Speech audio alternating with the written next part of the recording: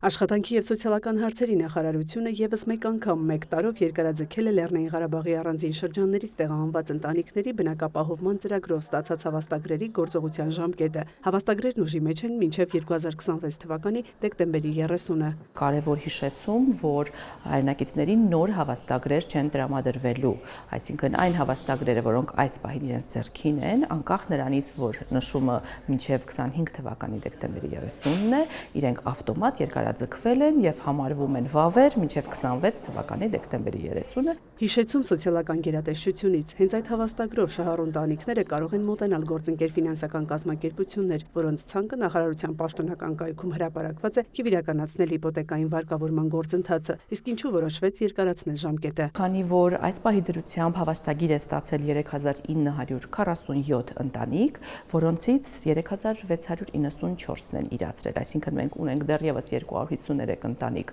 որոնք չեն իրացրել հավաստագրերը եւ բնականաբար անթույլատրելի է, որպեսզի հավաստագրի ժամկետի լրացման պատճառով նրանք կորցնեն իրենց իրավունքը։ Ծրագիրը մեկնարկել է 2022-23 թվականներին։ Նպատակն էր բնակարանով ապահովել 2020 թվականի սեպտեմբերի 27-ից տեղահանված ընտանիքներին։ Երևանում ապրելու դեպքում կառավարության աջակցությունը մինչև 8 միլիոն դրամ է, մարզերում 10 միլիոն, դպրոց մանկապարտեզի կառուցման ծրագրերում ներառված համայնքում 12 եւ սահմանամերձ համայնքում 14-ից 16 միլիոն դրամ։ Այս ամենը վերաբերել է մայր գումարին եւ իհարկե բոլոր դեպքերում նաեւ դրա նկատմամբ հաշվեգրվող տոկոսագումարների մարումը ամբողջությամբ իրականացվում է պետության կողմից։ Առանձին շրջաններից տեղահանված ծրագրերի դեպքում առաջատարը Արարատ, Կոտայք եւ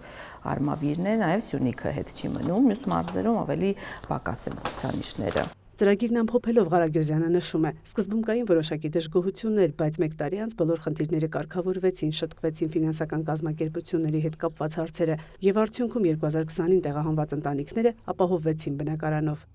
Մայա Խաչատրյան, Էդգար Դավթյան, լուրեր։